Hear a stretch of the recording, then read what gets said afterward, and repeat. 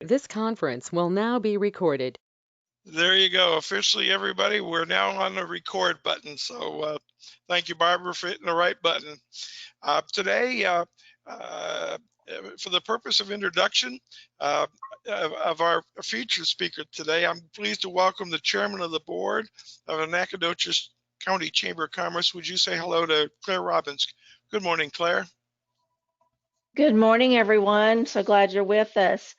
Today, we're going to have Senator Ted Cruz. He represents 28 million Texans in the U.S. Senate as a passionate fighter for limited government and economic growth. He has authored 39 legislative measures signed into law.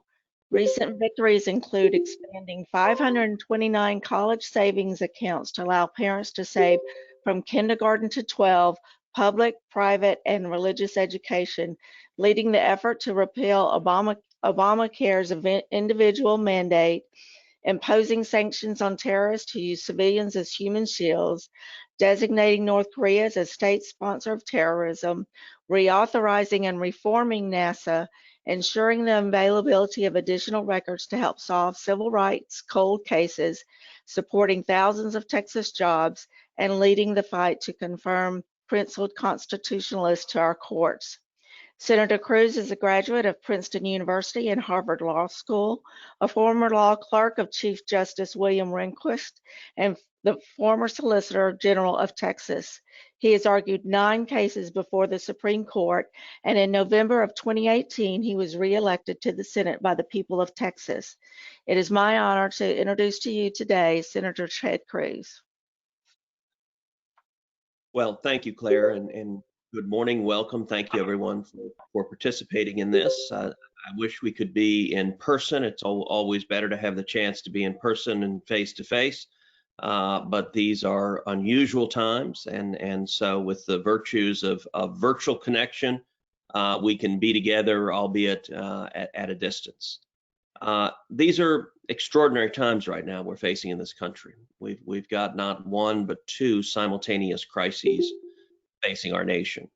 We have, on the one hand, a global pandemic, the coronavirus pandemic, that has been serious. It has taken hundreds of thousands of lives all across the planet, and here in the United States, we have lost far too many to this pandemic. And in response to it, we have taken extraordinary steps to try to limit the spread of this disease, to try to keep people safe, in particular to protect the most vulnerable. And we have made real progress in what has been a very difficult journey. At the same time, we're facing a second crisis, and that is an economic crisis. It is a catastrophe of massive scale. In the past several months, over 51 million Americans have lost their jobs. It is the greatest job loss this country has seen since the Great Depression. And virtually all of that is the direct consequence of government steps that were taken in response to the pandemic in efforts to keep us safe. Texans across our great state, I believe, want to get back to work. My priority, and I think the priority that's critical with this economic crisis, is to allow small businesses to reopen, to rehire their employees, allow people to get back to work, to do it in a way that is smart, that uses sound science and reasonable steps at mitigation to slow the spread of the virus, but at the same time allows the small businesses that are the engine of our economic powerhouse to move forward, allows moms and dads to go back to work and provide for their kids. I think that's what Texans want to see. I think that's what we need to see in the country, and that's what I'm fighting for. With that, I imagine we'll have quite a few questions, so why don't we just open it up to Q&A, and I'm happy to talk about any and every issue that you like. Thank you, Senator. Senator, I'll lead off with the questions, and then we'll invite members on the call to submit questions. But how likely or how soon can we anticipate there'll be another stimulus package to help businesses that we're representing here? So it's a good question. I will tell you candidly, I'm not optimistic that we're going to see meaningful legislation passed in the next 2 months. Going back and looking at what has happened in the course of this crisis, as you know, back in March and April and May, we saw Congress come together and with overwhelming bipartisan majorities pass a whole series of legislative packages. The most significant of which was the CARES Act. And the CARES Act saw overwhelming bipartisan support. It passed the Senate 96 to nothing. I voted for it, and Bernie Sanders voted for it. That is quite a bit of breadth of ideological perspective.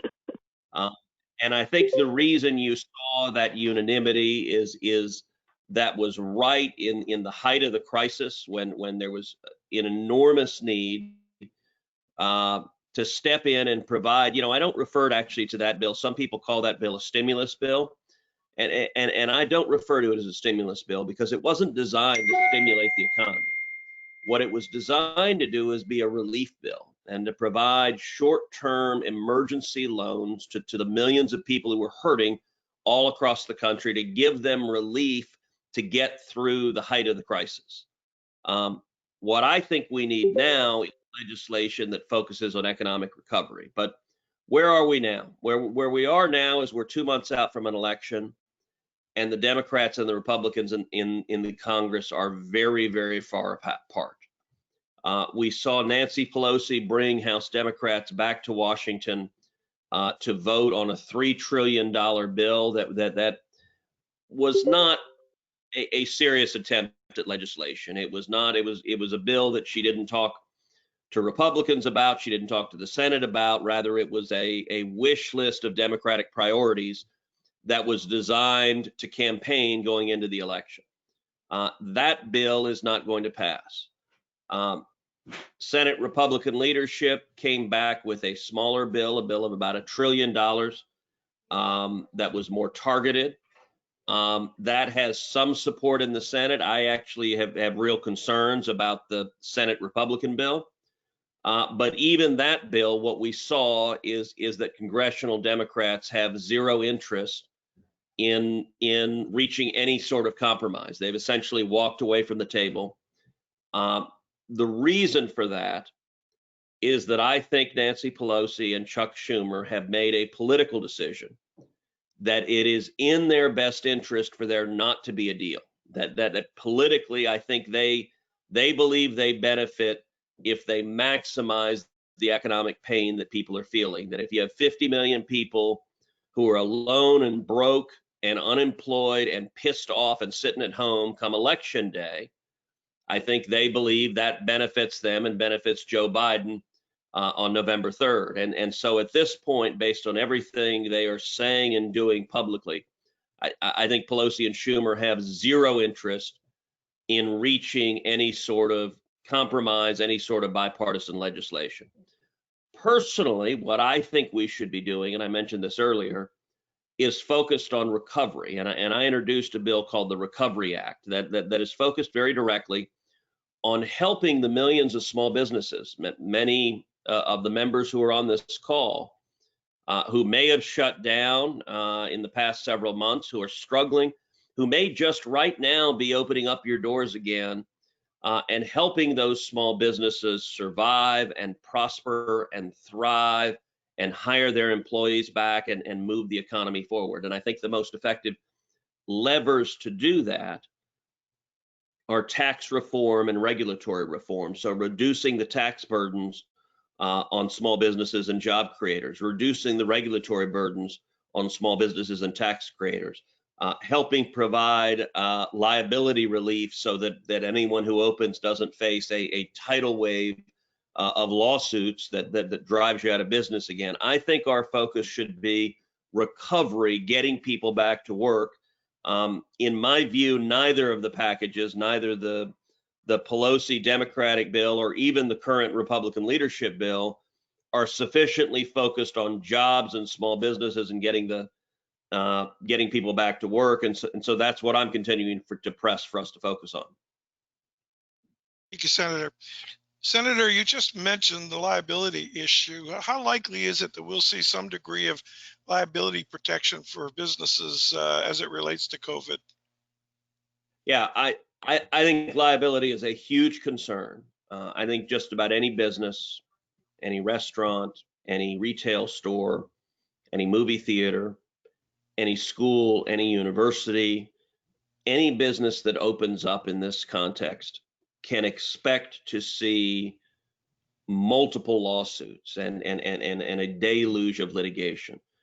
If any customer gets sick, if any employee gets sick, I think right now where we are, many of those lawsuits have been filed, many more are coming. I think it makes enormous sense to have a safe harbor, a liability shield. If we want our economy to open up, we can't put this enormous incentive this enormous disincentive that if you open up and somebody gets sick in the middle of a pandemic, that you can be driven out of business. I think that's very harmful to the economy and to the country. In the Senate, all or virtually all of the Republicans support a liability protection. We're unified behind very similar language. Actually, on the liability front, the language that is in Republican leadership's bill is the same language that is in my bill. We've both taken the same approach and the same language. It was actually on the liability piece was language that was drafted by my colleague John Cornyn as an effort to provide some meaningful certainty to small businesses in Texas and across the country. As I mentioned, I don't see any indication from the Democrats that they want to pass anything. When it comes to liability reform in particular, as a practical matter, today's congressional Democrats, one of, if not their biggest source of campaign fundraising, is the trial lawyers, and they every year raise millions of dollars from the trial lawyers, and the trial lawyers obviously don't want liability reform. They want to be able to sue everybody on this call. So I am highly skeptical that we will see Nancy Pelosi or Chuck Schumer and the Democrats sign off on any meaningful liability reform. We're going to continue fighting for it, but I don't want folks to get overexcited that it's likely to come, because at least to date, we've seen zero willingness to move even an inch from the Democrats. I do think there is a reasonable prospect of liability protection at the state level. And so when the Texas state legislature comes back into session, I think the odds of the state of Texas passing something to provide some liability protection, at least insofar as it comes from state law, I think is quite good. But I'm not optimistic that we'll see the bipartisan agreement necessary in Congress to get it done. Thank you, Senator. From one of our callers, they ask, the increase in unemployment benefits has had the unintended consequence of encouraging the unemployed to remain unemployed rather than return to work. Can anything be done to eliminate or reduce the incentive to remain unemployed? Yeah, it's a great question, and it's a very serious problem. I think the most harmful impact of what came out of the CARES Act was the consequences of the plus up in unemployment insurance. And as y'all know, what the federal government did is added $600 a week on top of whatever the state provides for unemployment insurance. In Texas, what that meant as a practical matter, it was previously the case that the maximum an individual could receive under unemployment was $521 a week. With the $600 plus up, that $521 a week became $1,121 a week. $1,121 a week works out to about $58,000 a year. It works out to about $28 an hour. That is a lot of money.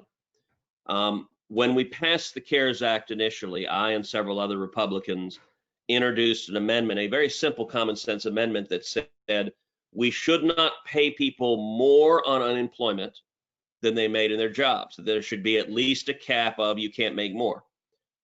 We debated it on the Senate floor. I went head to head with Dick Durbin from Illinois, arguing it back and forth on the Senate floor.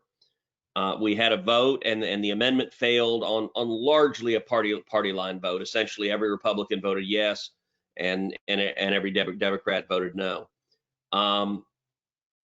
what we predicted in the CARES Act, in fact, happened, which is we put in place a very strong disincentive to work. I have heard from small business owners throughout the state of Texas and every region of Texas that as they started to reopen and they tried to bring their employees back, they faced enormous pushback because for many of their employees, they were making more money not working than they would working.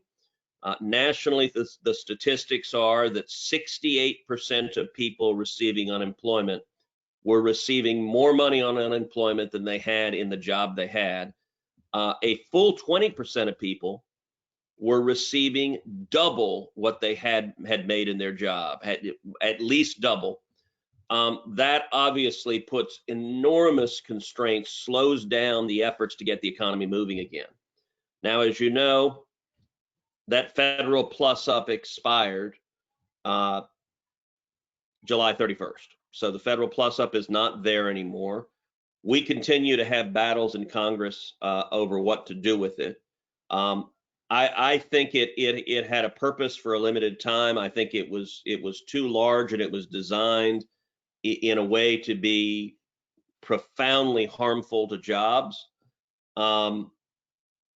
There's some virtue to it as a short-term emergency relief, but as an ongoing incentive, I think it's very harmful to jobs. Where we are now, so the Democrats' position is they want to continue the 600 plus up. They don't want to do anything to reduce the disincentive aspect of it. They just want it full on going forward. That's not going to happen. They're not going to get agreement from Republicans in Senate to do that. And look, one of the reasons why Democrats are pushing for that is, as I said before, I think they believe it is in their political best interest for as many people as possible not to be working. And so what those of us on this call see as a serious negative aspect, which is the strong disincentive to work, I think politically, Democratic leadership views that as a plus, because the more people unemployed, the better they believe their prospects are in November. There may well be, so I started the day on a conference call with several other Republican senators. After that, I had a conference call with all the Republican senators and with Treasury Secretary Steven Mnuchin and White House Chief of Staff Mark Meadows. We do those calls now every day. We've done them the last couple of weeks every day. The topic continues to be, is there a legislative package that can unify Republicans? If there is, what has been proposed from leadership that is now called the more targeted version has a $300 federal plus up rather than $600. I think $300 is better than $600, and that there are fewer people that are facing the disincentive, and the disincentive is not as acute.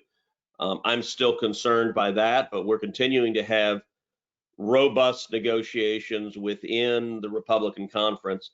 I'm pressing very hard that we include within any package that we vote on strong school choice provisions, in particular legislation that I've introduced that would create a federal tax credit for contributions to scholarship granting organizations, giving scholarships to kids in K through 12.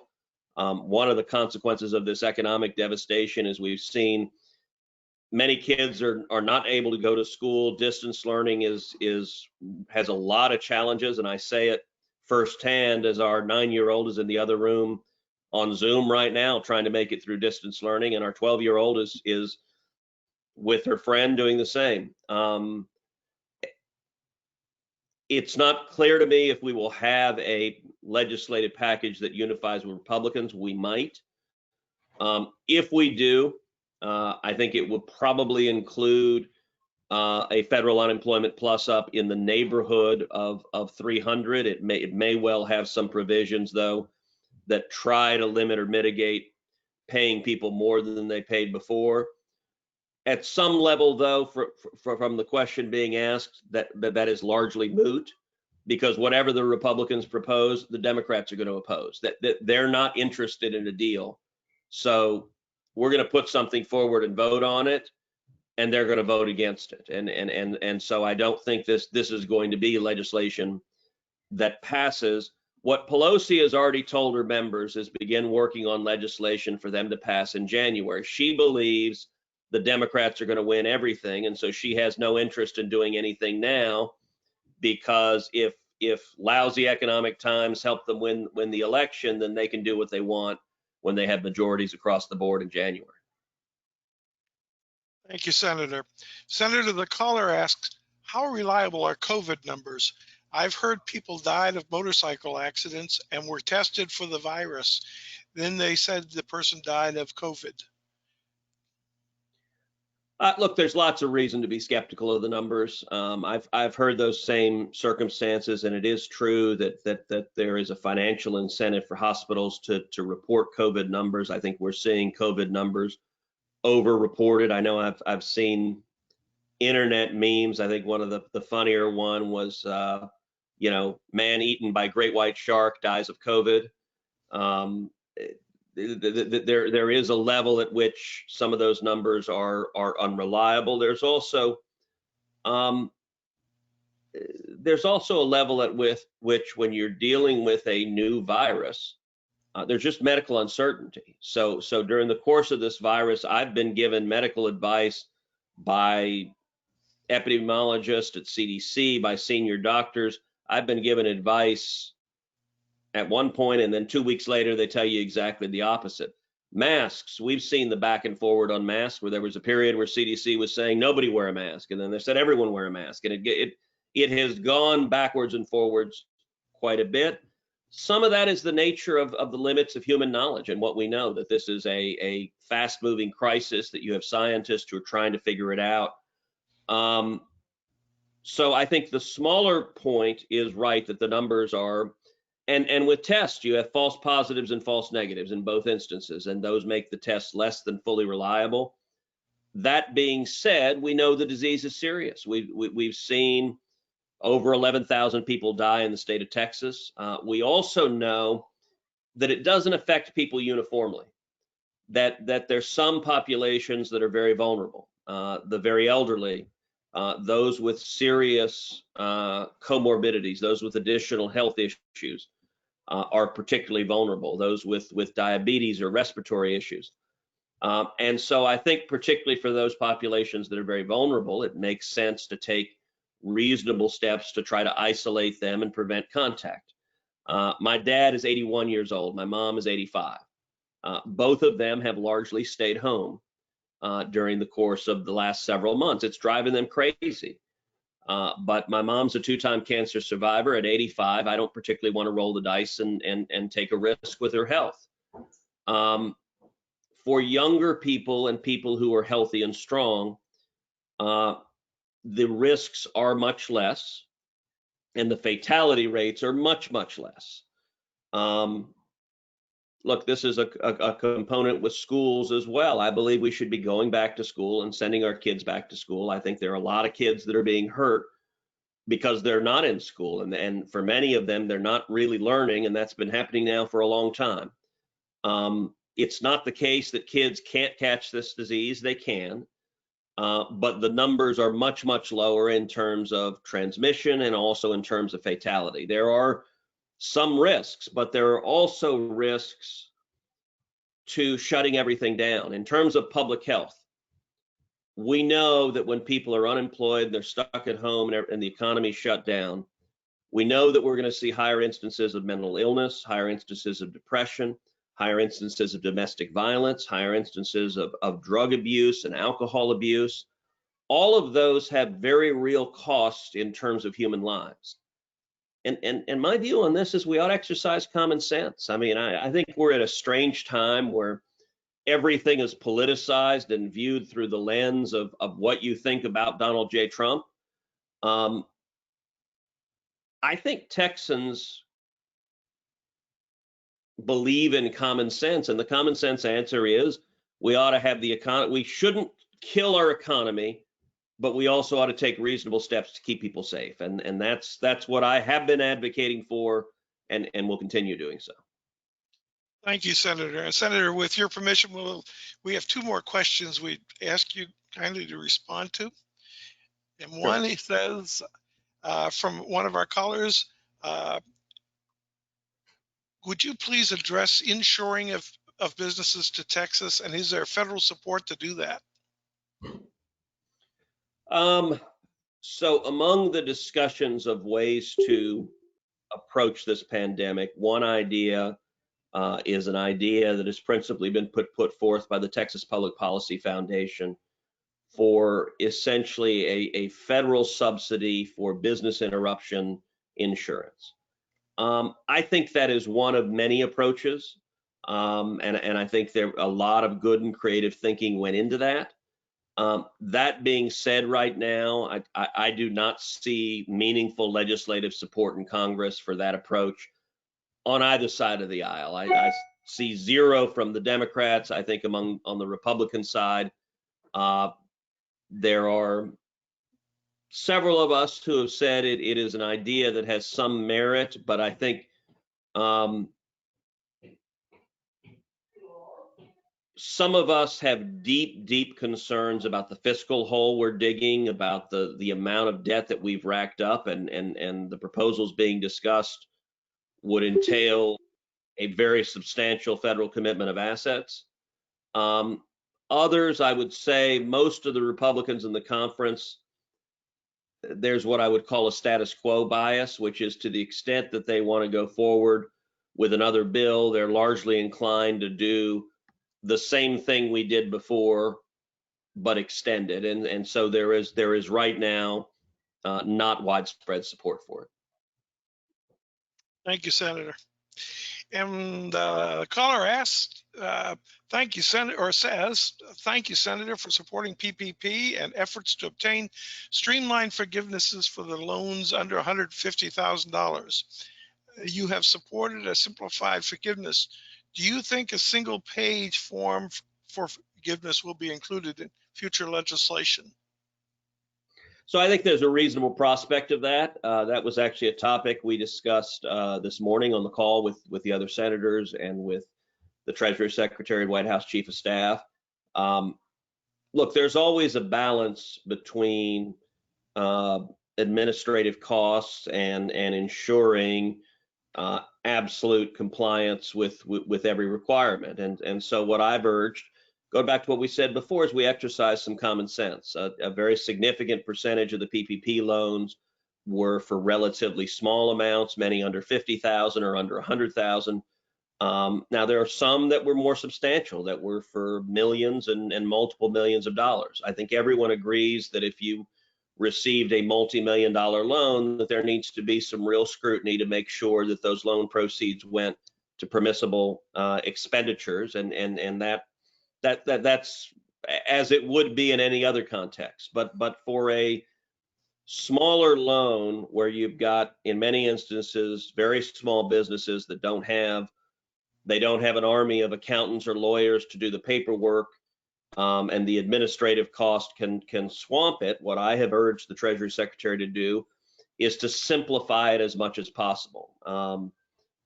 About a month ago, I brought a number of community bankers from across the country, but especially from Texas, to come to DC and sit down in a round table with Treasury Secretary Steven Mnuchin. And that was a major topic of discussion, was reducing the complication and the cost and burden on the PPP loans. Treasury made a significant step forward in terms of simplifying. It did so unilaterally and through regulatory action. I think that was positive. I've continued to urge them to do more for the lower dollar loans. If legislation moves, there's a reasonable prospect that something about simplification will be in there. That being said, as I've described at some length, I'm not optimistic we're going to see much legislation move between now and Election Day, because I don't think congressional Democrats want to see legislation move. Thank you, Senator, very much. And I promised you just two more questions, and that was number two. So at this point, I do want to take a moment and thank you for your service to Texas and our representation, Senator Cruz. I know that you've got your eyes on Hurricane Laura, and all of us are have a degree of anxiety, and I know you'll do everything you can to help businesses and residents of Texas survive hopefully what will be a minor event in the next few days. And again, thank you for joining us. You're welcome to stay with us for a while if you'd like and hear some of our other presenters. I'd also like to compliment your staff, specifically Jason Wright. Jason's been an absolute great guy to work with, and he's a great representative for Senator Ted Cruz, so we do appreciate all of that. Any Well, final comments, Senator? thank you very much for the kind words, and I'm sure Jason will send you the $20 after the Zoom call. But appreciate the call out for the good work he does as well. Yeah, I'll just say a couple of things wrapping up. One, you mentioned the hurricane. Obviously, we are watching that closely, and we're in close communications, particularly with the coastal counties that are potentially in harm's way, and with the federal agencies, and prepared. We'll see the scope and magnitude of it. We've learned in Texas, obviously, that you have to take every hurricane seriously, and sometimes they are devastating, sometimes they're not. But we're certainly watching it closely and prepared to deal with whatever comes when it makes landfall. Let me just kind of wrap up with just a final observation, everyone, which is a word of hope and encouragement. Look, 2020 has been a year, none of us planned on a year like this when it started, and these are massive challenges. But I just want to encourage everyone, we're going to make it through this. That Texans are strong and resilient, and Americans are strong and resilient. And we have made it through enormous challenges before. We've made it through 2 world wars. We've made it through the Great Depression. We've made it through global pandemics before. We made it through 9/11. We'll make it through this. And the way we'll make it through this is by coming together, by standing as one, by standing united, and standing united behind the principles and values that built our country. And I know the good men and women in East Texas, those are values that are deep, deep, deep that y'all understand. And so I just want to thank everyone on this call for the difference that you're making in your small business, for the difference you're making in your family, for the difference you're making in your community, because your leadership is a big part of how we make it through these crises. And I am proud to stand with you as we move forward and come out of this to better times. Thank you, Senator, and we look forward to your next visit to Nacogdoches. I look forward to it. God bless. Thank you, sir. Well, I'm pleased now to introduce our next presenter, and that will be the president of Stephen F. Austin State University. It is so great to see the students in town, in the stores on North Street, University Drive. Well done, Dr. Scott Gordon. Well, thank you, Wayne, and thank you, Jason and Senator Cruz. It was great to have him on the call this morning.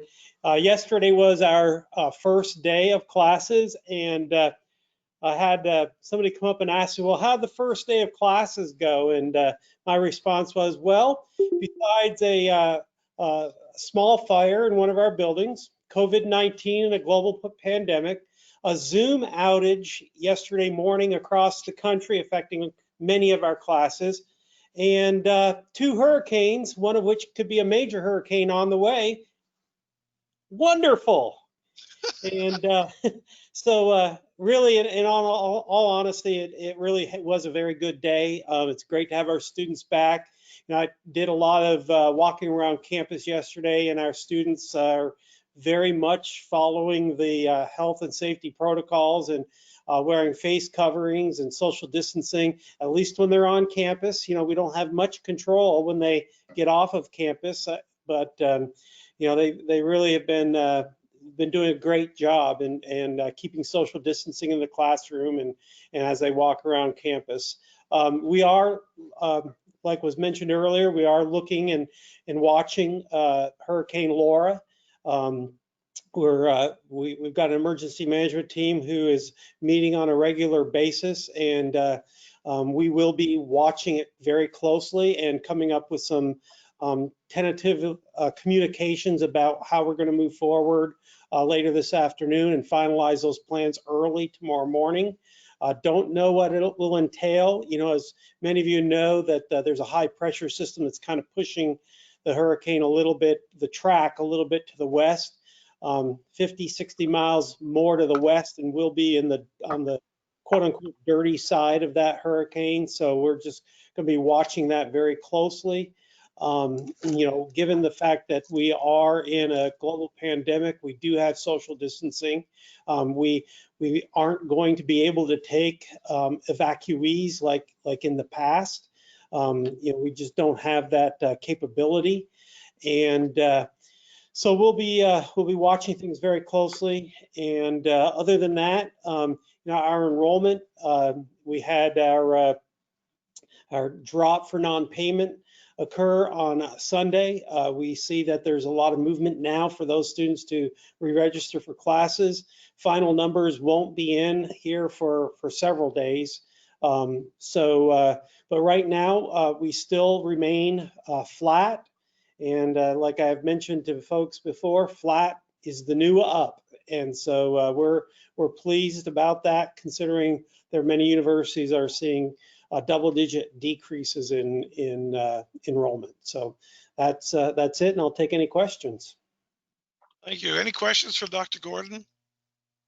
Yes, Dr. Gordon, this is Donna from Channel 9. I've got a quick question. You may be aware that a local business dropped a promotional effort focusing on sorority gatherings. Can you give us what your message might be to local businesses when trying to promote gatherings of students? Yeah, you know, I'm not going to comment on any specific business or any specific situation. What I will say is that we're all in this together, and we all have to work together.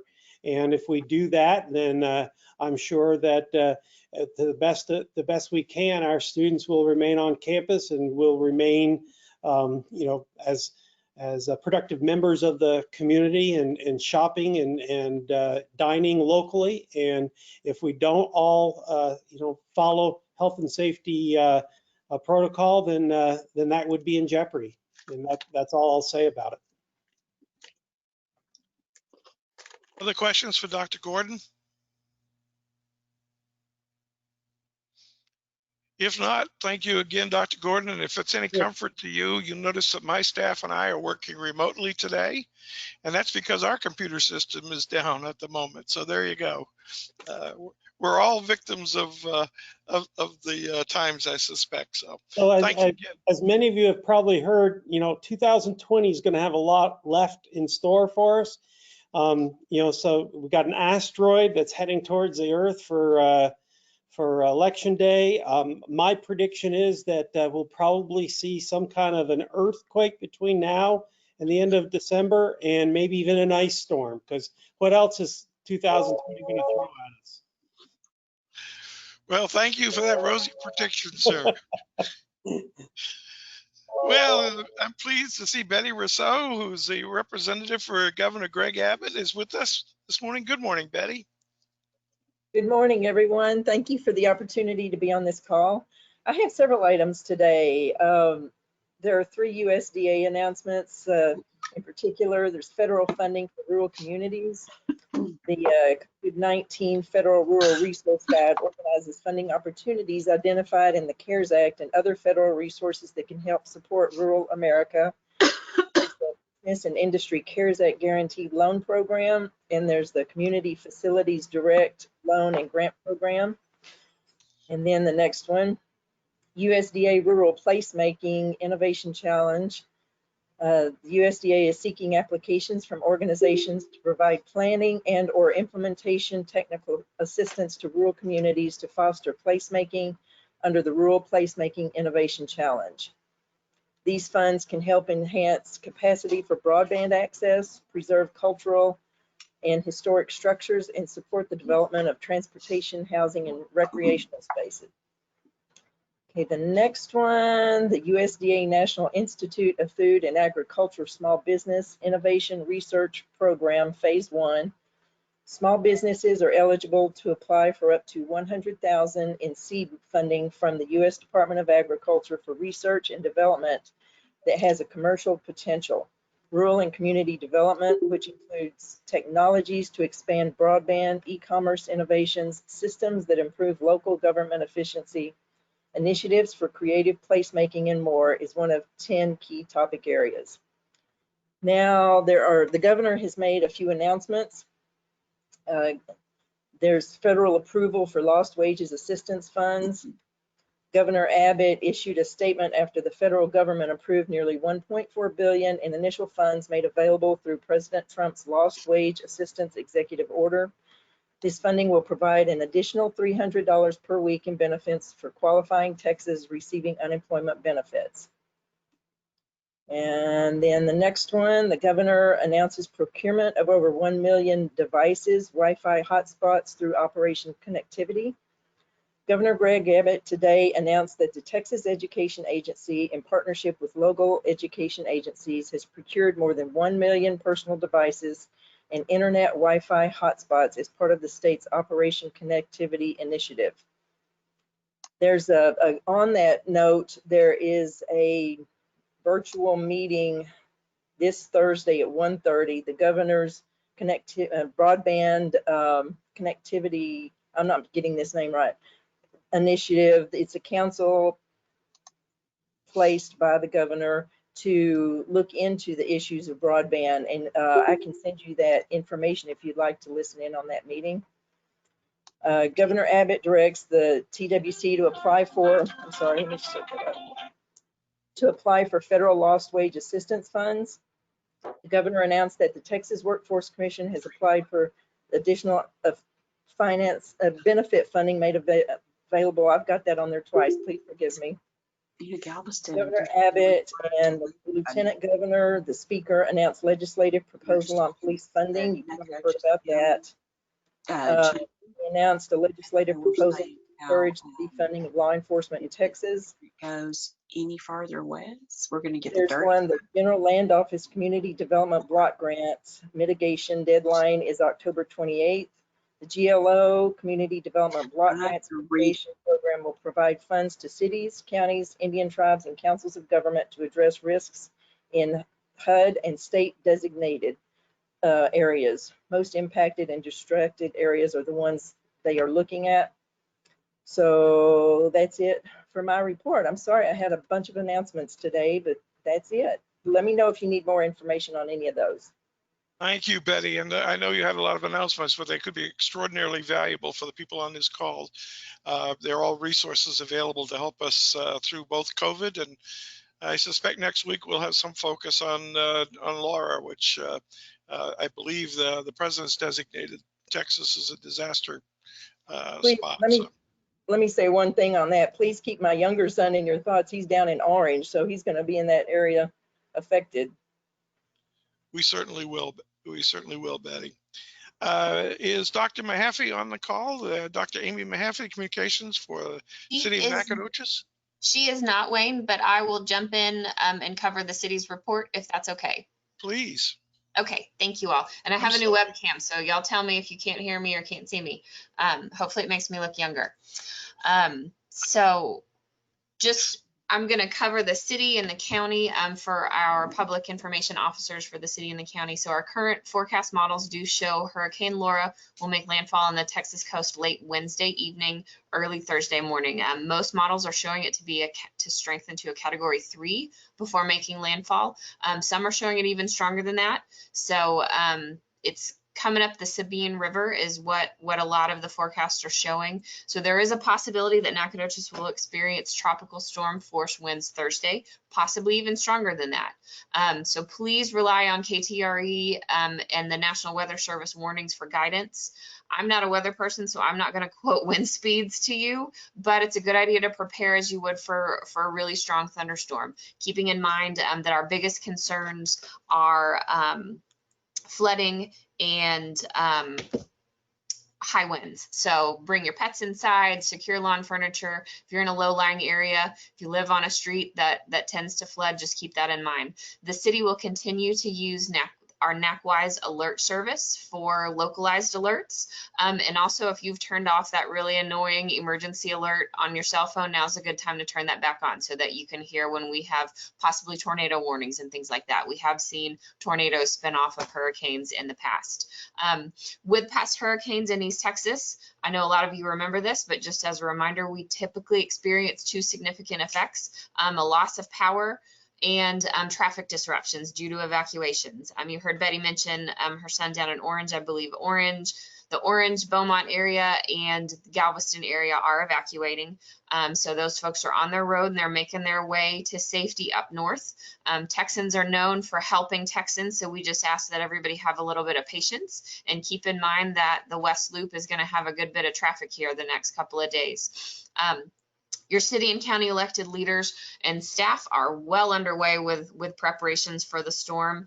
We do ask that you allow those folks to do their jobs, meaning take care of yourself first. So make sure that you have food and water stocked for 3 days, medications for several days. That's good in case of any emergency, in case of a hurricane, a tornado, or a global pandemic. Those are just, we got to wear our masks and keep social distance, keep food and water stocked, and keep your medication stocked. That's just always a good thing to keep in mind in 2020, right? Keep a weather radio nearby, make sure your cell phone's charged. And then finally, when this thing does get here, and actually today as traffic is picking up, please keep off the roads. If you've experienced this before, you know that we had our emergency responders out in force, and they can't help people if they're working traffic accidents and things like that. So please stay home if you can. Ready.gov, it's READY.gov, is a great website with lots of checklists in an emergency. So I encourage you to check that out, because I obviously didn't cover everything that you need to do to prepare. There's also business continuity plans on there. I really hope that you attended our joint NEDCO Chamber business continuity and emergency preparedness workshop earlier this year. But if you didn't, go to ready.gov and they've got great lists on there. And then finally, if you're prepared, check on your neighbors. Just like on an airplane, they tell you to secure your own oxygen mask first. So take care of yourself and your family. And then if you can, check on your neighbors. And that's it. I'll gladly take questions. For those of you who are not aware, this is Larissa Philpott. She's the president and CEO of the Nacogdoches Economic Development Corporation. Questions for Larissa? Larissa, it's my understanding, I just want to get it confirmed that we've not been asked to open up our the Expo Center yet. Is that correct? I'm sorry, Donna, just to make sure that I got the question right. You were asking about sheltering evacuees from other areas? Yes, I understand that we have not been asked to open up or be prepared to open up the shelter at the Expo Center yet. As of yesterday, we had not been asked that. That may have changed as the forecast did strengthen significantly overnight. So we will find that out here probably. I have another meeting at 11 and I'll find that information out. I will say that we are reserving, because all shelters in the country are limited as far as their capacity due to social distancing concerns. The city and the county are reserving shelters for our local residents. So that is our first priority, to make sure that we have a spot for folks to go in case they experience flooding or damage to their homes. So I can say that we do have shelter space reserved for that. I'll find out later if we are able to have space for additional evacuees though. And somebody will get in contact with you later today, Donna, as soon as we have that answer. Thank you. Any other questions for Larissa? Well, folks, I'm going to, I think we all have a lot ahead of us in the next few days. I'm going to terminate the call at this point by, first of all, reminding you that Dr. Gordon reminds us that we will have a football season. So please look at the athletic website for the current list of games, and there'll be more to follow. The second thing I want to remind you is, tentatively, we have scheduled an Eggs and Issues with the brand new city manager, Mario Canizares, and it's a great opportunity to meet him, which is Thursday morning, and it'll be both virtual and in-house. At least at the moment, it'll be in-house. So watch your emails and please register if you haven't registered for that. Lastly, I'll thank everybody that's on the call today. I really appreciate your participation. And we will pray that all of the Gulf Coast folks are going to be safe from the ravages of Laura. And we hope all of you stay safe as well from all of the many threats we're facing today. On that note, have a wonderful week. Thank you.